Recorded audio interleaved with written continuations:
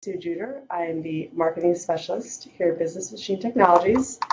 I want to thank you for joining us on this snowy afternoon for our webinar. Today we're going to be talking about building a readiness plan to prepare for your Windows 7 to Windows 10 migration. So during today's 20-minute presentation, we're going to discuss why you need to leave Windows 7. We're going to talk about available migration options, and then we'll wrap up with what you need to do now to prepare for Windows 7 end of life, which will happen on January 2020. And then finally, we'll wrap up with our Q&A session, and then we're going to answer any questions that you may have. So with that, I'm going to hand the deck over to my colleague, Stu. Yep. Yes, Sue, it's sad but true. Windows support is ending. Windows support for 7 is ending January 14th in 2020. So what exactly does that mean? You won't get bug fixes or security patches past this date unless you meet some unlikely prerequisites for Microsoft's extended update support. And those are, the first being if you had purchased Windows 7 through a Microsoft open licensing agreement.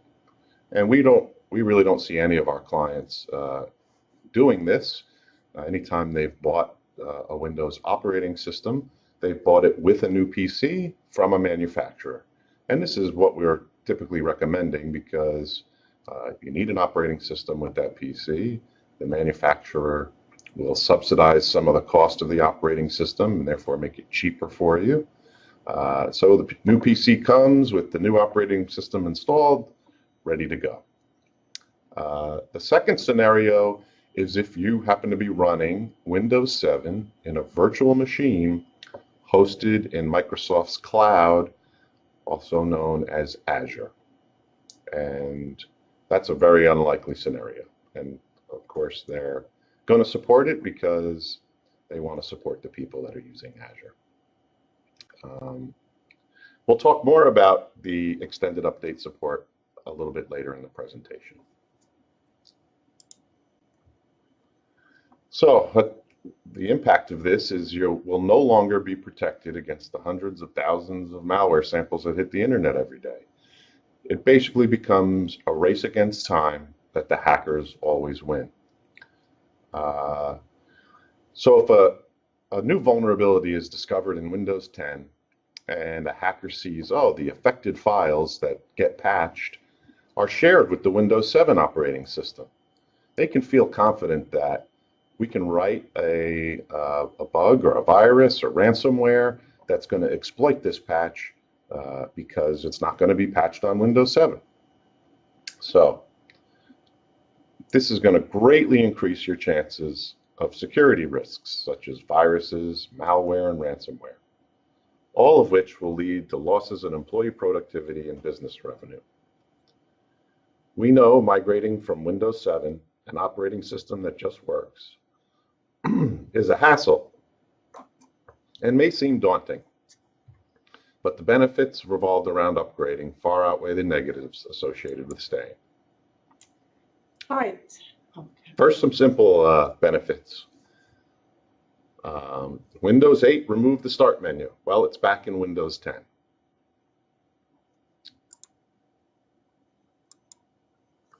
Windows Hello. This is built into Windows 10. It supports fingerprint logins, single sign-on to Office 365 accounts, and Microsoft just announced that they're going to look to be supporting passwordless login. And what that means is you'd approach your PC, it would be tied to your phone, and you'd basically hit a code on your phone, and that would log you into your PC. So you can use a nice, strong password to protect your PC, but not have to deal with that, entering that every time. They've also released an Android phone companion app. You can send and receive text from your desktop. You can also view recent pics that you took from your phone on your desktop. So for Android users anyway, there's no longer a need to email yourself a picture that you want to share with someone or do some editing on your desktop. You can get it right through this app. Dark mode. Many apps, including the File Explorer, can be run in what's called dark mode. Kind of flips everything so that the background is dark and the text is light. This saves on battery life on your portable devices, and also some people find it reduces eye strain. There's also an improved task switcher over Windows 7. In Windows 7, when you're using the Alt-Tab to switch between your open windows, you're just really presented with an icon and the name of what you're working on. In Windows 10, kind of a full screen display pops up, and it shows miniaturized versions of everything that you're working on, so that you'll see the actual Word document, the content that you were last working on. So you can differentiate between even different Word documents just at a glance. But the most noteworthy areas, and what we'd really like to stress on, are in the area of security. Windows 10 has been shown to be twice as secure by reporting half the amount of malware infections of Windows 7 PCs by the major antivirus and malware security vendors. So what this means is these vendors see that their software is installed and up to date with their latest pattern or definition files. And of all those PCs, the Windows 10 PCs have half as many viruses reported. So thereby making it twice as secure. Generally speaking, Windows 7 was released way back in 2009. That makes it about 10 years old. Windows 10 was released in 2015 and has had major updates released as recently as October of 2018.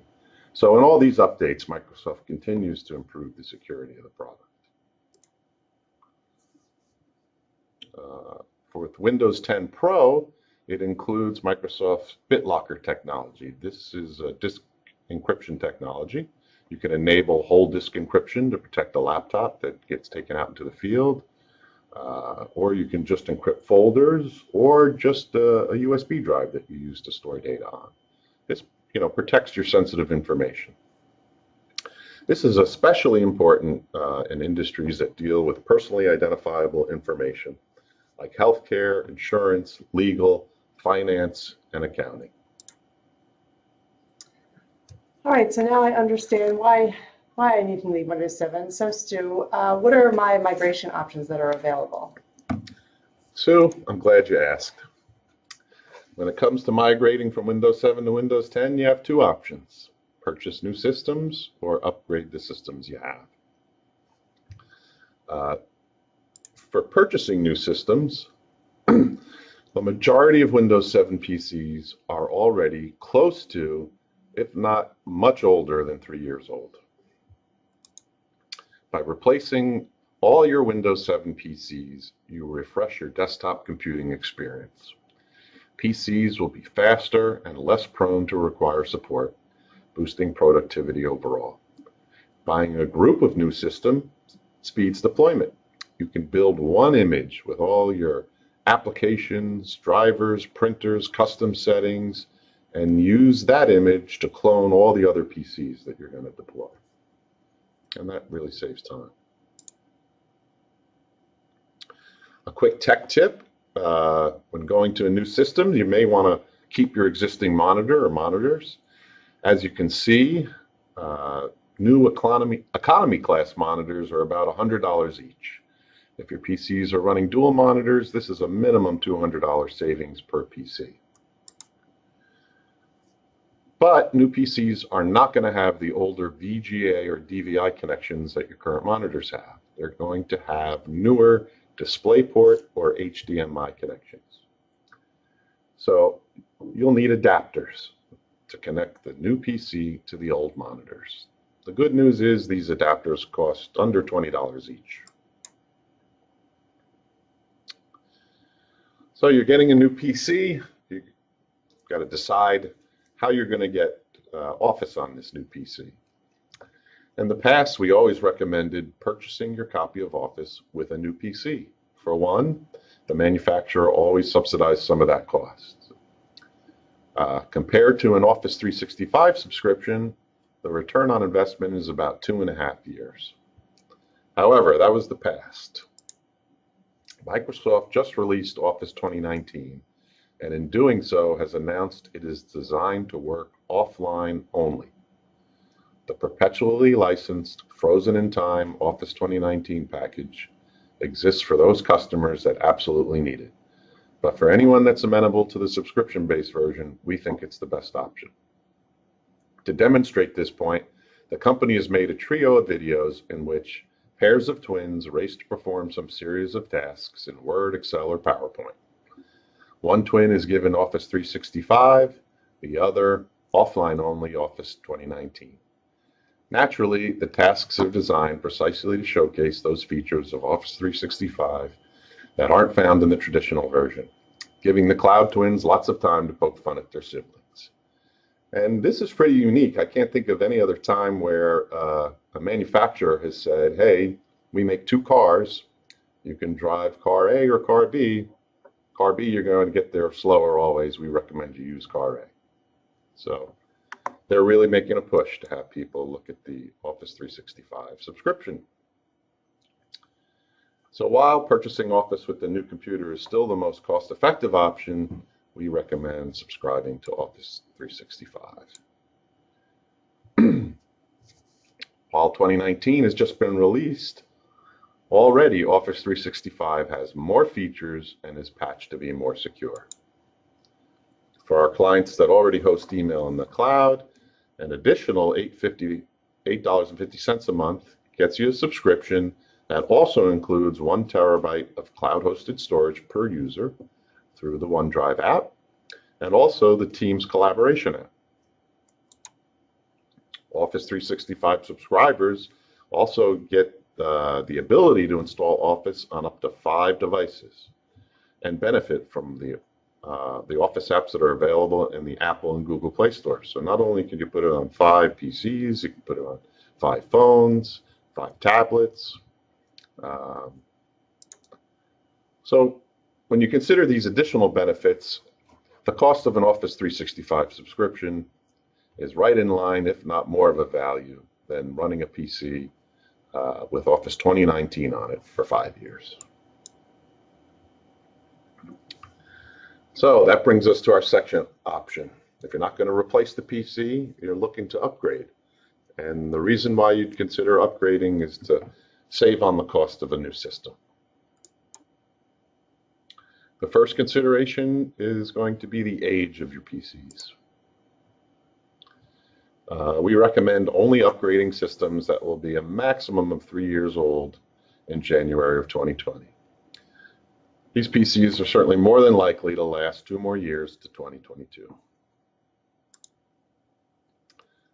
Here's a quick sample of an analysis we did for a client of ours.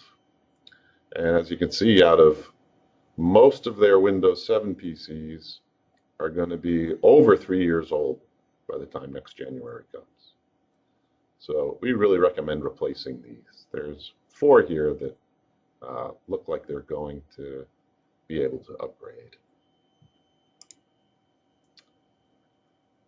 The second consideration is the specs.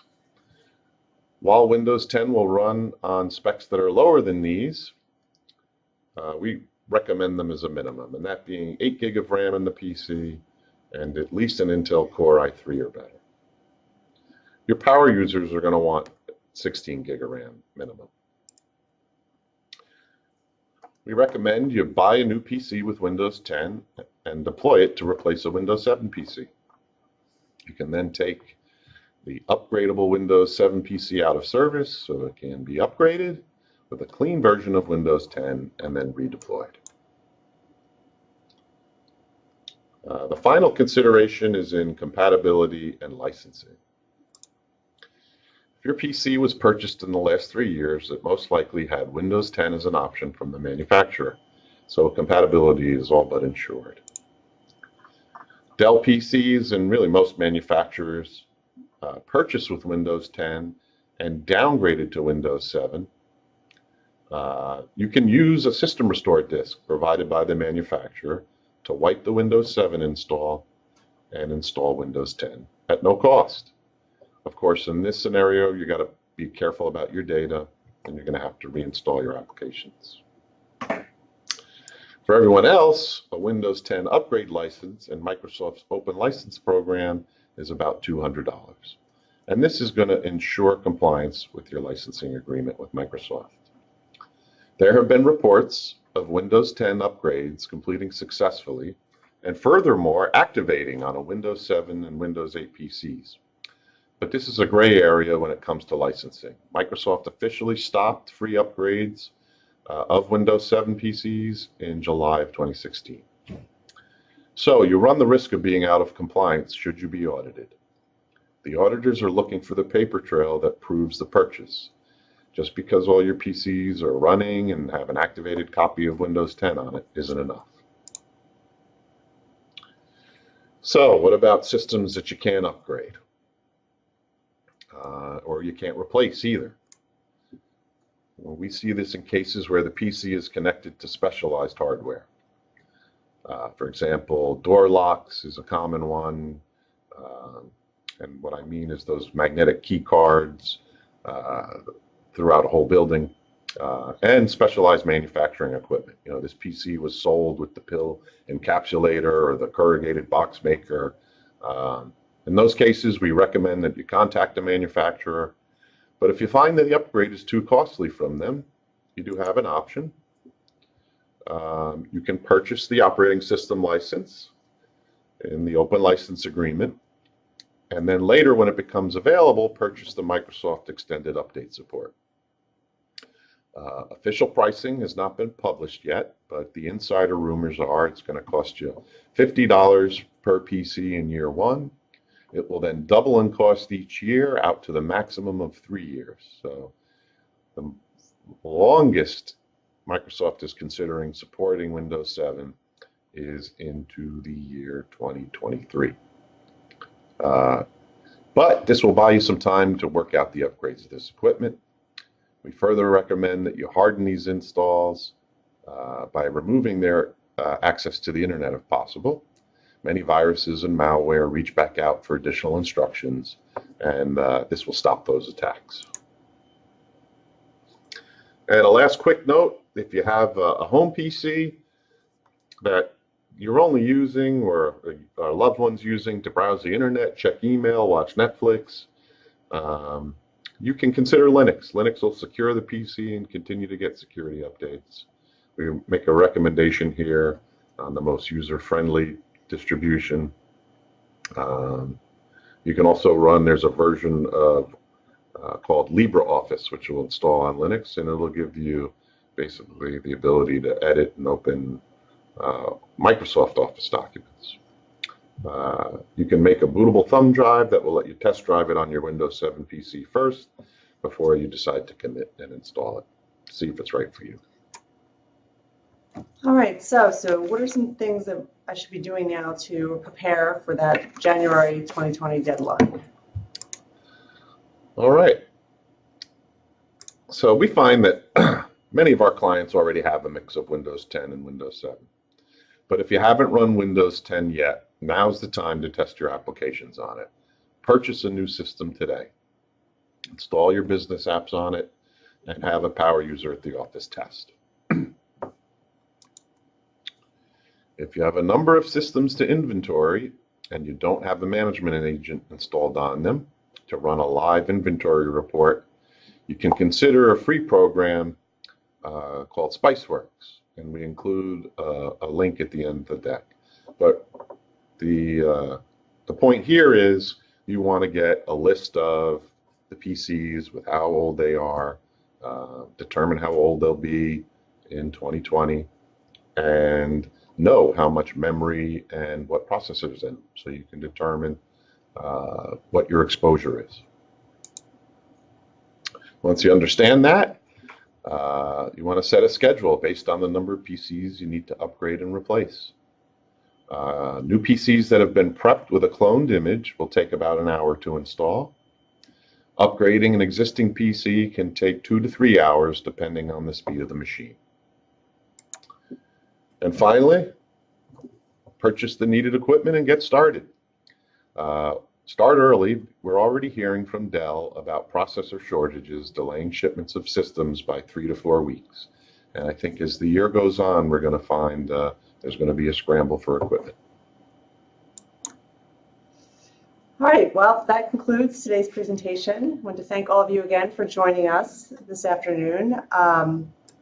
We will be sending a copy of the deck to everyone, and we also, if you have any additional questions or you need any assistance with your migration, please feel free to reach out to us. And with that, we will open the phone lines to answer any questions. I think we made it just at the 20-minute mark, so we have like a couple seconds left.